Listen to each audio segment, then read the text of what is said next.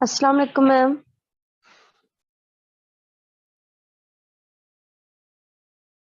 वालेकुम अस्सलाम। क्या हाल है फातिमा आपका? मैम अल्लाह का शुक्र, मैं ठीक। आप सुनाएं, आप ठीक है? जी जी अल्हम्दुलिल्लाह ठीक हूँ।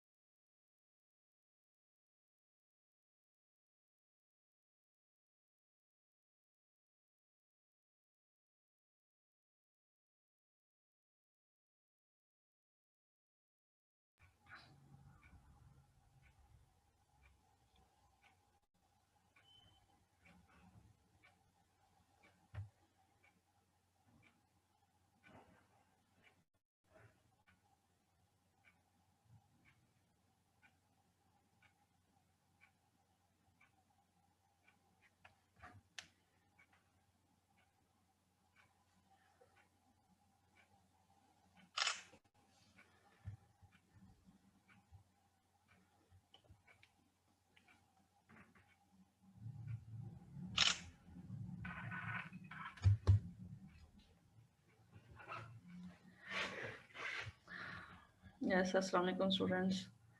आज जो हमारा नेक्स्ट कुछ एग्जांपल्स हम रहती हैं वही कंप्लीट करेंगे उसी फाइल में से। Space c of all convergent sequences is complete, ये कर लिया था। सी ए भी आप देखें 10 स्पेस सी। एक चीज़ याद रखें, अगर क्लास ख़त्म हो जाती है और मैंने आपको लफ्ज़ ना कहा हो तो आपने इसको रीजॉइन कर लेना है, ठीक है। क्वेश्चन नंबर 6 है the space c a b is complete. CAB, all of you know that space of all continuous functions f from close interval AB to R where f is continuous, ठीक है। Let FM be Cauchy sequence criteria, वही CAB को complete proof करने का। CAB में से एक Cauchy sequence लेंगे, प्रूफ करेंगे this Cauchy sequence converges in CAB, ठीक है।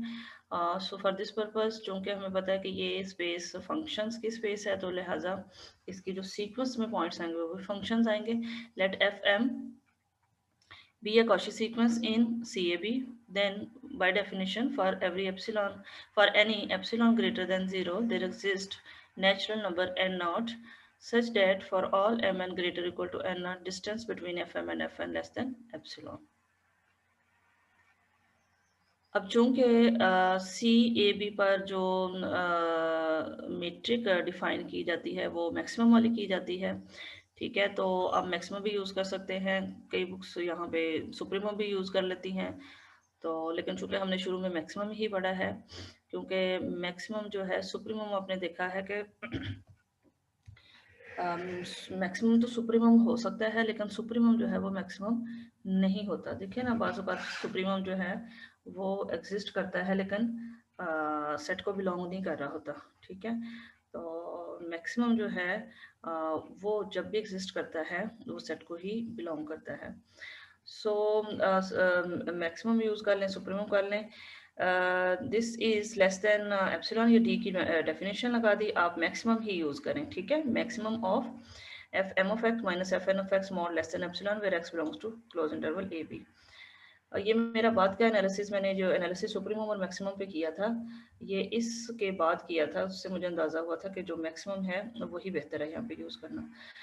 अच्छा, f m of x minus f n of x mod less than epsilon हो जाएगा, क्योंकि अगर मैक्सिमम लेस देन एप्सिलॉन है तो जाहिर सी बात है for all x belongs to close interval a b क्या होगा, f m of x minus f n of x mod less than epsilon. This implies that f m of x is अच्छा, यहाँ पर जो है ये जो है आपके पास आगे हैं रियल नंबर्स, क्योंकि एफ एम पहले थी सीक्वेंस फंक्शंस की। अब क्या है, इनके इमेजेस की बात करें, जब हमने कहा supremum of f m of x, तो ये क्या है, इमेजेस की सीक्वेंस का सुप्रीमम हम कह रहे हैं लेस देन एप्सिलॉन है। जब सुप्रीमम लेस देन या मैक्सिमम लेस देन एप्सिलॉन है तो फिर तमाम एलिमेंट्स x जो कि ए बी को क्लोज इंटरवल ए बी को बिलोंग करते हैं, उन पर भी एफ एम और एफ एन का जो इमेज लेंगे उनका डिफरेंस का मॉड लेस देन एप्सिलॉन होगा। इसका मतलब ये हुआ कि ये एक कॉची सीक्वेंस बन गई, और यहाँ पे वही एज एन है for all m n greater equal to n not. ठीक है, तो इसका मतलब ये हुआ कि एफ एम ऑफ एक्स जो है वो एक कॉची सीक्वेंस बन गई, किसकी, रियल नंबर्स की। ठीक है, क्योंकि ये सारे रियल नंबर्स हैं। आप जानते हैं कि ऊपर जो भी आपने ये फंक्शंस लिए हुए हैं, ये close interval a b to r है। अगर ये फंक्शंस की सीक्वेंस है तो इसका मतलब इनकी इन सब की कोडोमेन आर है। तो जब भी एक्स ए बी को बिलोंग करेगा, एफ ऑफ एक्स या एफ एम ऑफ एक्स या एफ जो भी है सीक्वेंस की टर्म्स, उस पर जब भी इमेज जो है उसका वो क्या होगा, एक रियल नंबर होगा। तो ये रियल नंबर्स की सीक्वेंस बन गई definition के according. So this implies that fm of x is a Cauchy sequence in R, and since R is complete, this implies that there must exist y belongs to R such that fm of x approaches to y. क्या हुआ, चूंकि R complete थी, R के अंदर लाजमी एक point ऐसा होना था कि ये जो Cauchy सीक्वेंस R में बनी है fm of x, ये उस पॉइंट को कन्वर्ज करे जो कि R का ही एलिमेंट है, because R is complete. Now for अब क्या है, हमें ये तो पता चल गया, लेकिन y असल में हम प्रूव करना चाह रहे हैं कि वो बजाते खुद एक कंटिन्यूस फंक्शन है। Now define a function f from close interval a b to r as f of x is equal to limit m approaches to infinity f m of x। तो ये जो आपके पास एफ एम ऑफ एक्स आ रहा है, अगर m infinity को approach करे तो लिमिट लेते हैं अगर आप इनकी, तो ये लिमिट आ जाती है, ये असल में सीक्वेंस थी फंक्शंस की एफ एम जो थी। ठीक है, तो इसको हमने इसी तरह, चूंकि ये भी एक रियल नंबर ही होगा ना, जैसे ये m इन्फिनिटी को अप्रोच करता है, एफ एम ऑफ एक्स, सारी बात है ये भी एक रियल नंबर है, और x अगर क्लोज इंटरवल ए बी को बिलोंग करता है तो f ऑफ x एक रियल नंबर है, तो जाहिर सी बात है f ऑफ x r का ही एलिमेंट है। लेकिन r के इस एलिमेंट को हमने अटैच कर दिया है कि ये इस सीक्वेंस का लिमिट है, जो एफ एम सीक्वेंस बन रही है एफ एम ऑफ एक्स। तो बिल्कुल डिफाइन कर सकते हैं, क्योंकि रियल नंबर ही आना चाहिए, तो इसको इसके साथ अटैच किया, ये फंक्शन डिफाइन किया। Since limit is unique, so y equal to f of x. पहले हमने बात की थी कि एफ एम ऑफ एक्स जो है वो अप्रोच कर रहा है y को, because there must exist an element y in r such that f m of x approaches to y। Now we define a function f of x which is equal to this. इसका मतलब ये हुआ कि f m of x की limit जो है वो अगर f ऑफ x है, तो इसका मतलब f m of x approach कर रहा है f ऑफ x को। ठीक है, इसका मतलब ये हुआ कि आप दो बातें कर रहे हैं, क्या, कि f m of x y को भी अप्रोच कर रहा है, f m of x f of x को भी अप्रोच कर रहा है। ठीक है, देखिए अगर इस फंक्शन की डेफिनेशन जो डिफाइन किया क्या है, f of x equal to limit m approaches infinity. इसका मतलब f m of x approaches to f of x as m approaches infinity. तो इसका मतलब ये हुआ कि चूंकि लिमिट्स फंक्शन की ज़ाहिर यूनिक होती है हमेशा, क्योंकि ये कंटिन्यूस फंक्शंस है ना, ये सारे एफ एम ऑफ एक्स है, ये सीक्वेंस अपने लिए कॉची सीक्वेंस किस में से, सी ए बी में से, उसमें वहाँ सारे कंटिन्यूस फंक्शंस पड़े हुए हैं। तो कंटिन्यूस फंक्शंस में कभी ऐसा नहीं होता कि लेफ्ट लिमिट कुछ और वो दो डिफरेंट लिमिट्स को अप्रोच कर रहा हो, ठीक है। तो अगर ऐसा हो, दो डिफरेंट लिमिट्स आ रही हूँ, तो इसका मतलब होता है कि फंक्शन कंटिन्यूस नहीं है। Since limit is unique, so y will be equal to f of x due to continuity. इसका मतलब ये हुआ कि this implies that f m of x minus f of x mod less than epsilon for all m greater equal to n naught and for all x belongs to closed interval a b। ये sequence थी f m of x, ये converge कर रही है y को भी, ये converge कर रही है f of x को भी। चूंकि लिमिट ने यूनिक रहना है, लिहाजा y लाजमी f of x के इक्वल होगा। इसका मतलब ये हुआ कि f m of x जो है वो f of x को कन्वर्ज कर रहा है। This implies that f m of x minus f of x mod less than epsilon. ये कन्वर्जेंट सीक्वेंस की डेफिनेशन जो मैट्रिक्स स्पेस में आपने पढ़ी है उसके अकॉर्डिंग मॉड लगा लिया। मॉड क्यों लगा लिया? क्योंकि ये सारे रियल नंबर्स हैं, और रियल नंबर्स में जो डी यानी मीट्रिक होता है वो ये मॉड ही होता है, दो नंबर्स के डिफरेंस का मॉड, ठीक है।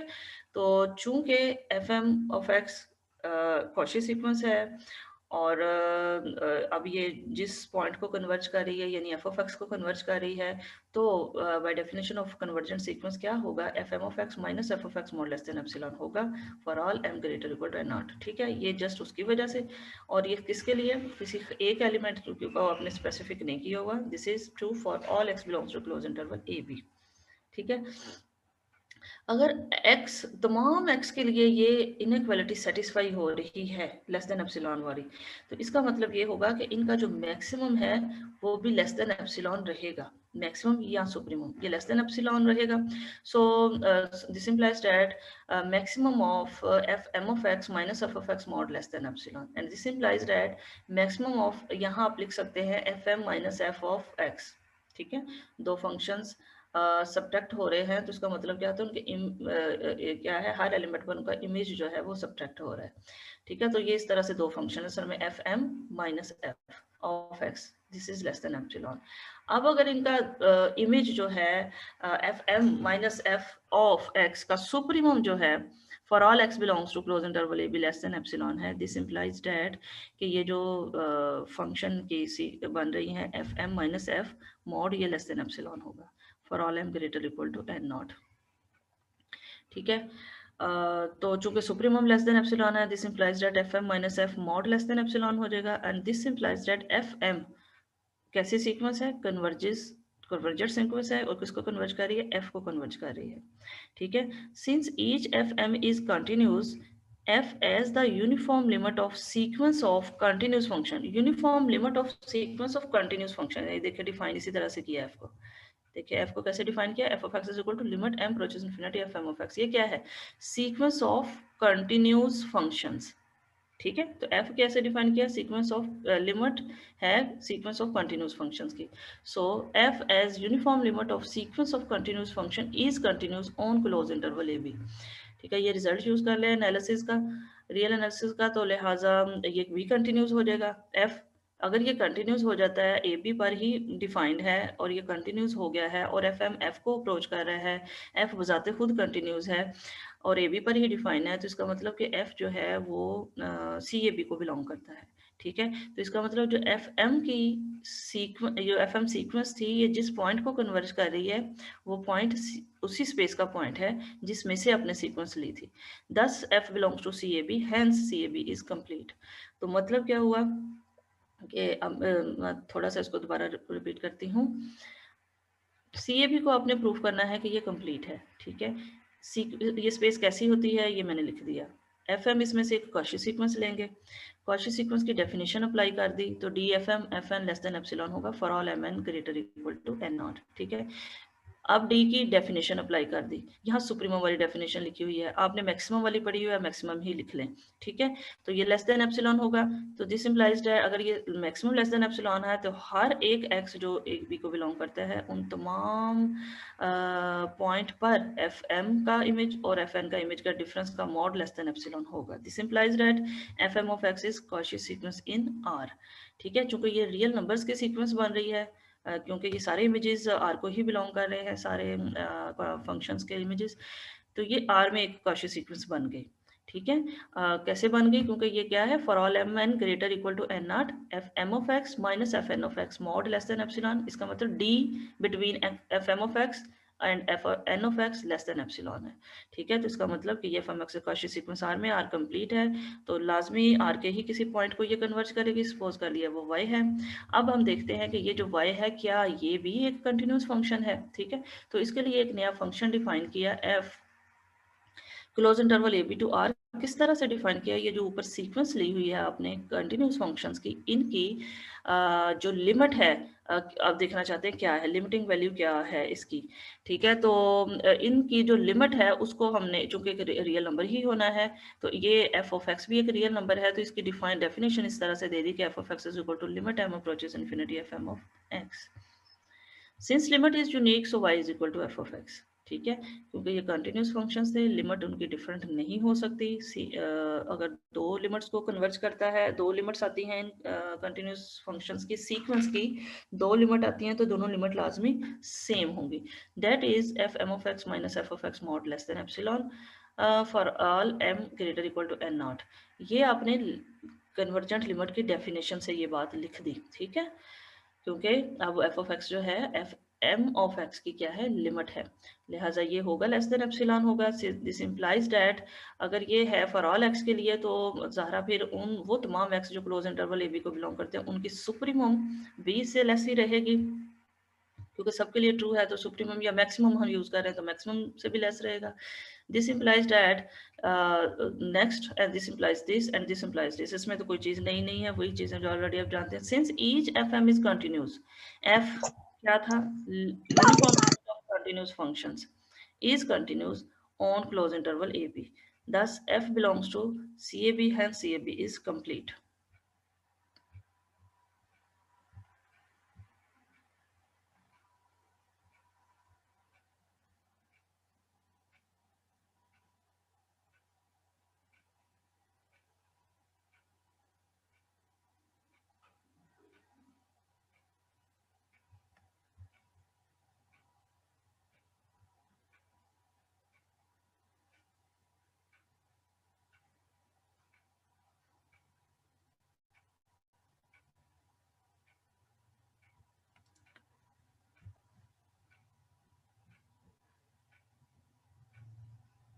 यस, कुछ स्टूडेंट का मैसेज है कि f m of x minus f of x से एक बात पूछनी है, वो कौन सी बात है, पूछ सकते हैं मैम। मैम जहाँ से आपने बताया कि यहाँ पे मैं बस यहीं पे, जैसे for example f of m of x minus f of x mod less than epsilon. Ma'am कल आपने बात की थी कि अगर दो टर्म्स है उनका दो सब्ट्रैक्शन है उसका मोड है, उसका सुप्रीमम अगर लेस है तो उनका डिफरेंस हमारे पास कम होगा। आज हम उल्ट बात कर रहे हैं, पहले हम कह रहे हैं कि वो टर्म्स का डिफरेंस हमारे पास लेस देन है, फिर हम कह रहे हैं कि सुप्रीमम की जो फिर लेस देन है। तो ये कैसे, कल तो हमने ये कहा था कि सुप्रीमम अगर लेस है तो देन डिफरेंस हमारे पास कम होगा। ठीक ठीक, और कोई बात? बस ठीक है, अच्छा ये देखें, मैं आपको बता रही थी यहाँ पर दो दफ़ा मैंने बात ये की है कि चूंकि यहाँ पर एफ ऑफ एक्स जो है और एफ एम ऑफ एक्स की क्या है, लिमिट है। अब अगर ये इसकी लिमिट है तो by definition of convergent sequence, convergent sequence की शुरू में डेफिनेशन पढ़ी थी ना, ये लिमिट ऑफ सीक्वेंस की जो डेफिनेशन आपने पढ़ी थी वो यही पढ़ी थी कि डिस्टेंस बिटवीन एफ एम, अगर वो sequence suppose f x n है तो distance between x and x mod less than epsilon होगा, ये बात पड़ी थी ना।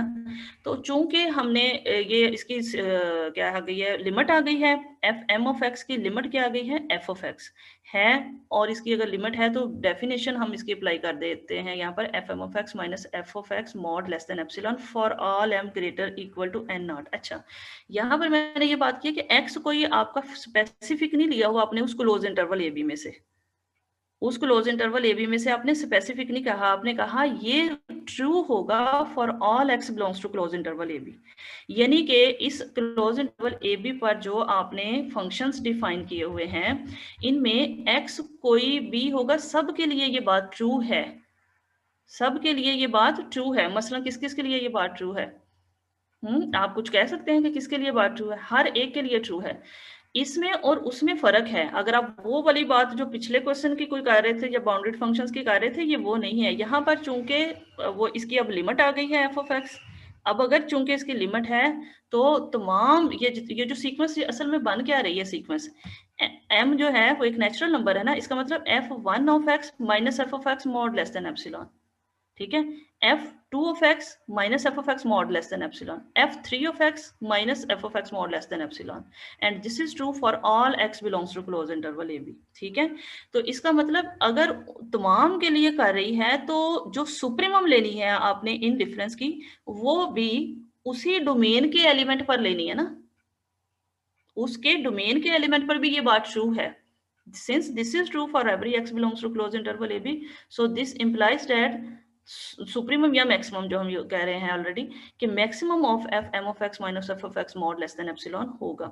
इसको आप इस तरह से करें, फंक्शंस की कुछ फंक्शंस की सीक्वेंस लेकर उसका ग्राफ ड्रा करें, फिर आपको अंदाजा होगा कि हम बात कर रहे हैं उसके सुप्रीमम की। मसलन के सपोज थोड़ा सा आइडिया मैं आपको देते हैं।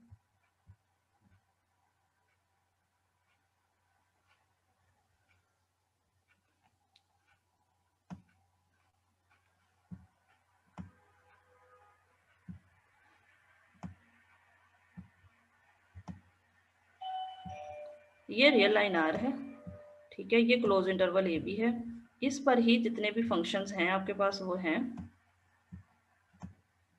ठीक है, यही है सारे फंक्शन। अगर ये बिलोंग एक्स जो है इनमें से किसी पर भी है, किसी भी एक के लिए एक्स जो है, सब के लिए वो बात ट्रू हो रही है जो हमने बात कही है, ठीक है। तो इसका मतलब एक्स क्यों किसी एक एक्स के लिए ही इनमें से कुछ जो है वो सुप्रीमम है ना या मैक्सिमम है, किसी एक एक्स पर ही मैक्सिमम आएगा। मसलन हम ये कह देते हैं कि ये वाला जो पॉइंट है, सपोज ये पॉइंट जो भी मैं कह दूं इसको, सपोज मैंने नाम दे दिया 2 पर जो है इनका जो डिफरेंस है वो मैक्सिमम आ रहा है। ये देखिए यहाँ पर इन दोनों के दरमियान जो डिफरेंस मैक्सिमम है, तो उसके लिए भी ये बात ट्रू है अगर बाकी सबके लिए ट्रू है। देखिए ना, ये इनके लिए ट्रू है, ये सबके लिए ट्रू है, तो सुप्रीमम के लिए भी ट्रू है। ये इसको उसके साथ रिलेट ना करें, ये और चीज है, ठीक है।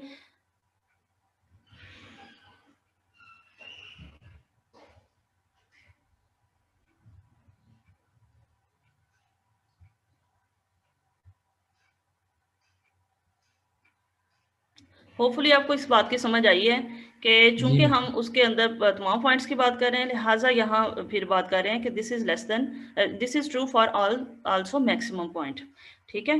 तो मैक्सिमम के लिए ट्रू है तो बाकियों के लिए भी ट्रू होगा। नेक्स्ट देखें 3 इनकम्प्लीट स्पेसेस। क्यू के बारे में ऑलरेडी मैंने आपको एक एग्जांपल दी थी, a n plus 1 is equal to a n over 2 plus 1 over a n, where a 1 is equal to 1। अगर आप ए 1 को 1 लेते हैं और आपने इसको किया, मैंने आपको कहा था इसकी को 8-10 टर्म्स बनाएं और मुझे बताएं कि क्या है इसकी टर्म्स आती हैं, क्या ये कॉची सीक्वेंस बनती है या नहीं, और इसका कन्वर्जिंग पॉइंट क्या है।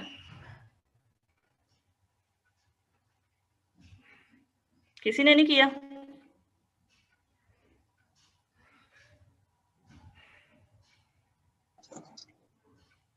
ये इतने जो बोलने वाले क्लास में स्टूडेंट्स हैं आज वो भी चुप बैठे हुए हैं अगर मैंने एक क्वेश्चन पूछा है आपसे तो।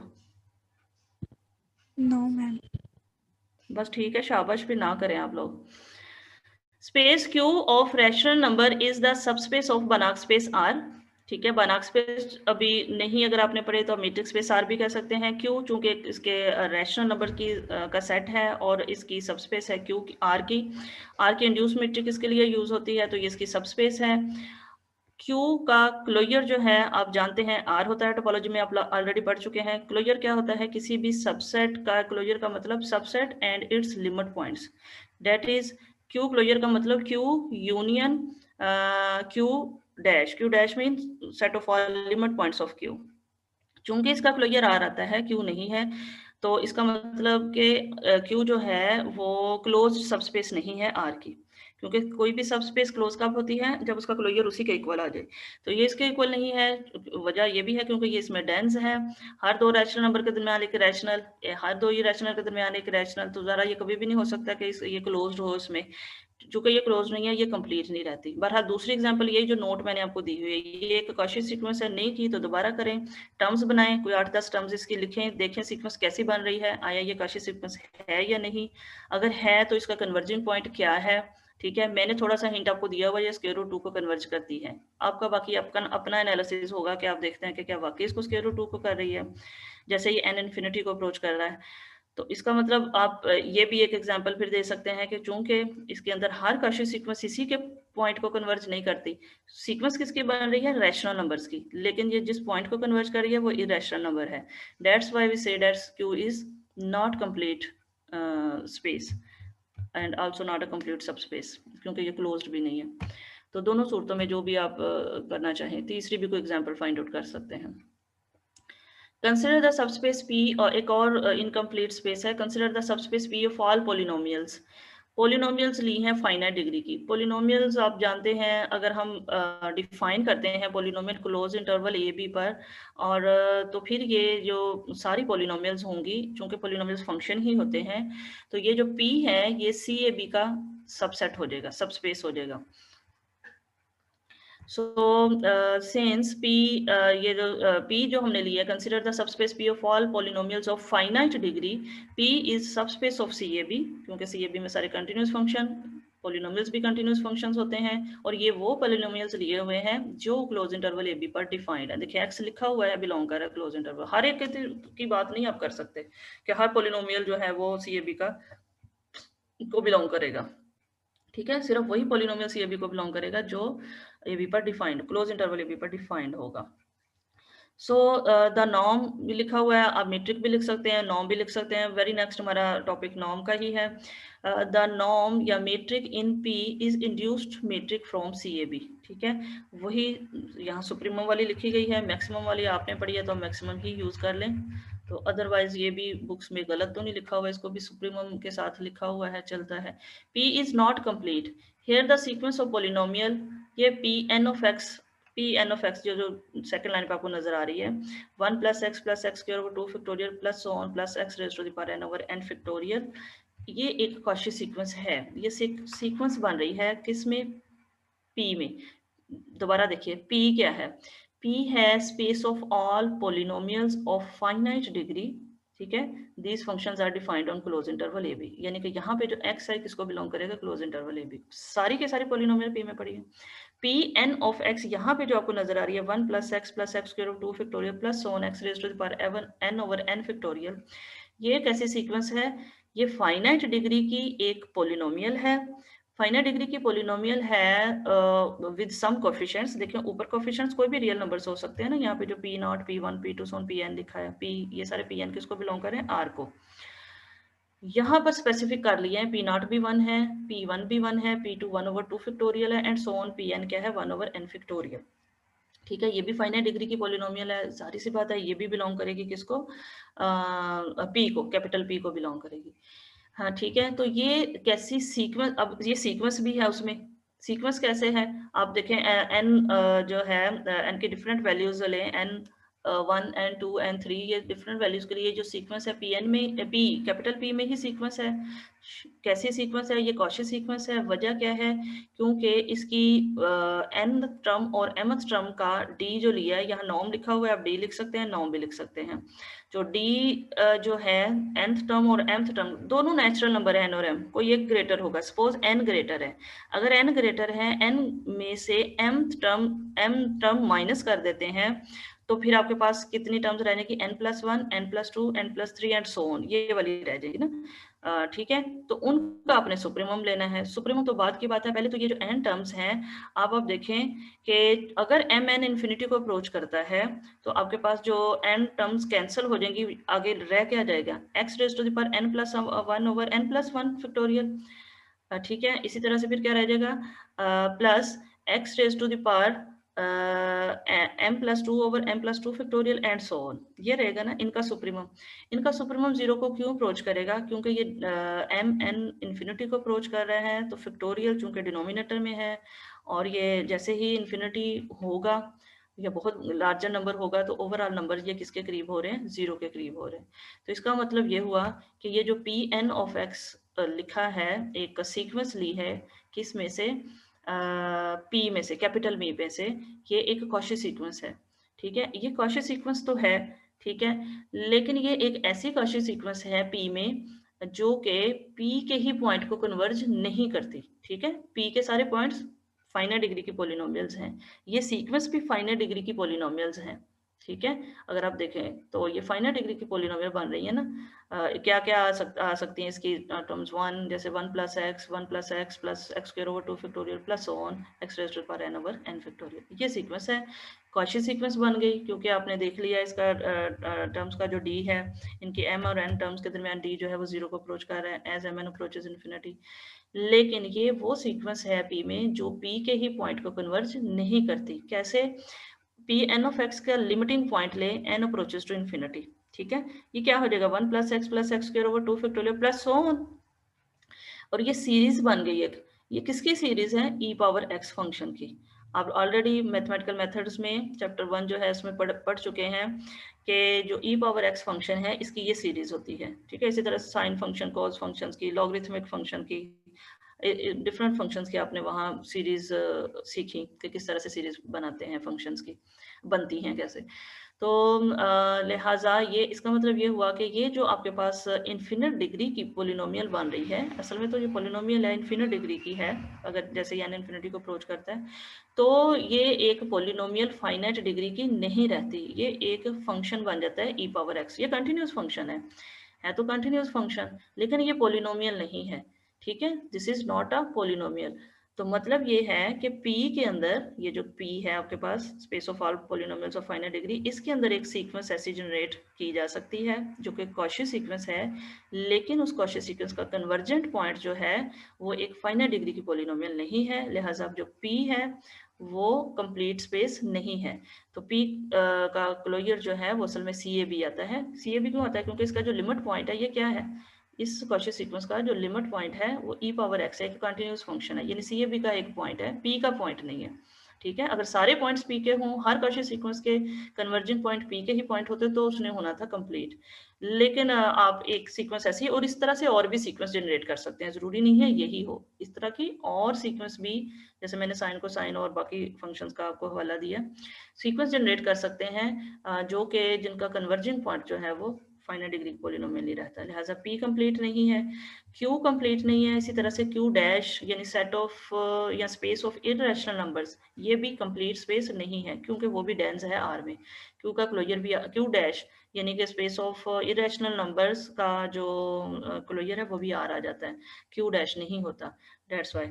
इस तरह से यहाँ पर z है सेट ऑफ इंटीजर्स, ये आपको आप जानते हैं कि n से जनरेट होता है, सिंगल एलिमेंट से, कोई भी n को बिलोंग करे, और इस n को, सिंगलटन n को आप लिख सकते हैं z intersection n minus, yes, इस सिंगलटन n को लिख सकते हैं z intersection n minus 1/2 n plus 1/2 open interval. असल में क्या है, जो z है, जो z है ये असल में सबस्पेस किसकी है? r की। r पर जो ओपन इंटरवल्स यूजुअल मेट्रिक के अंदर आप लेते हैं वो ओपन जो बॉल्स होती हैं वो ओपन इंटरवल्स होते हैं, ठीक है। यानी ओपन सेट्स जो है, सारे ओपन इंटरवल जो है वो ओपन सेट्स हैं बेसिकली, और उसकी जो बेसिक टोपोलॉजी जिससे जनरेट होती है वो सारे ओपन बॉल से होती है। और ओपन बॉल्स क्या होते हैं यूजुअल मेट्रिक के अंदर? उसके ओपन इंटरवल्स होते हैं, ठीक है। ये जो सारी चीजें आप जान चुके हैं। तो ये ओपन इंटरवल है किसका? R का, यानी R का एक ओपन सेट है, इसकी इंटरसेक्शन सबसेट से या सबस्पेस से करेंगे तो जो इनकी इंटरसेक्शन से वो एलिमेंट जनरेट होते हैं, सबसेट्स जो जनरेट होते हैं वो किसके सबसेट्स होते हैं? ओपन सेट्स होते हैं सबस्पेस में। मैं अपनी बात रिपीट करती हूँ, टोपोलॉजी में आप चीज पढ़ चुके हैं कि किसी भी टोपोलॉजिकल स्पेस कि सब स्पेस के अगर आपने ओपन सेट्स फाइंड आउट करने हो, चेक करना हो कि ये इनके अंदर ओपन सेट्स कौन से हैं, तो आप क्या करते हैं? सब space intersection open sets in the space, ठीक है। सब space intersection open sets in the space. तो जो R है, R में जो open sets, basic open sets जो हैं वो ओपन इंटरवल्स हैं, ठीक है। तो बेसिक ओपन सेट्स का जब इंटरसेक्शन लेंगे Z के साथ जो कि सबसेट है आर का या सबस्पेस है आर की, तो जब इंटरसेक्शन लेंगे तो जो रिजल्टिंग सेट आएगा वो ओपन हो जाएगा किसमें, जी में, ठीक है, सबस्पेस में। तो इसका मतलब इन दोनों की इंटरसेक्शन से आप देखें एन ही आ रहा है, कोई भी ओपन इंटरवल लें with radius less than 1, with radius less than 1 का जैसे ही आप ओपन वो लेते हैं, ओपन इंटरवल लेते हैं, उसकी इंटरसेक्शन जी के साथ करेंगे, सिंगलटन वो एलिमेंट आएगा, इसके अलावा और कोई नहीं आएगा। नोट करके देख ले, कोई भी ले ले इसमें से एन की जगह, ठीक है। तो रेडियस इस वक्त 1/2 लिया हुआ है और सेंटर एन लिया हुआ है, एन जी का कोई भी एलिमेंट है, ठीक है। तो मैं अगेन बात वही कर रही हूँ कि 1 रेडियस से छोटे रेडियस की कोई भी बॉल लें, ठीक है, ओपन बॉल, ओपन इंटरवल होगा, ज़रा उसका इंटरसेक्शन जी के साथ करेंगे तो वो सिर्फ वो जो सेंटर में पॉइंट आपने लिया हुआ था वो आएगा। तो ये सारे सिंगलटन्स हैं, सिंगलटन्स ओपन हो गए। आप जानते हैं कि सब स्पेस में ओपन सेट्स फाइंड आउट करने हैं, तो उसका यही तरीकाकार है जो यहाँ लिखा हुआ है। अब इस तरह से आपके पास क्या होगा, ये जो सिंगलटन्स एन है ये ओपन हो गए जी में, ठीक है, स्पेस जो सब स्पेस है आर की, इसमें ओपन हो गए। सिंगलटन्स ओपन है, सिंगलटन्स किस में ओपन होते हैं, किसमें ओपन होते हैं, डिस्क्रीट मीट्रिक स्पेस में, ठीक है। तो this implies that C is discrete metric space and every Cauchy sequence in discrete space is constant after a finite number of terms, so convergent, hence Z is complete। जो space Z है ये भी complete metric space हो गई है, क्योंकि हर Cauchy sequence, अच्छा ये एक थ्योरम है जिसका प्रूफ आपने मुझे नेक्स्ट क्लास में देना है, ठीक है। मैं किसी भी स्टूडेंट से कहूंगी कि अपनी स्क्रीन ओपन करें और मुझे इसका प्रूफ लिख के दें, ठीक है। क्या है, every Cauchy sequence in discrete space is constant after a finite number of terms. Every Cauchy sequence in discrete metric space is constant after a finite number of terms. So convergent. तो इस theorem की help से यहाँ पर हमने and पे लिखा है Z is complete, ठीक है। ये एज छोटी सी असाइनमेंट या छोटा सा होमवर्क के तौर पर आपको मैं दे रही हूँ, किसी भी फंक्शन एनालिसिस की बुक से आपको इजीली इसका प्रूफ मिल जाएगा। आज के लिए इतना ही है। नेक्स्ट इंशाल्लाह नेक्स्ट लेक्चर के साथ ही जो है वो हम करेंगे, वो ये टॉपिक तकरीबन कंप्लीट हो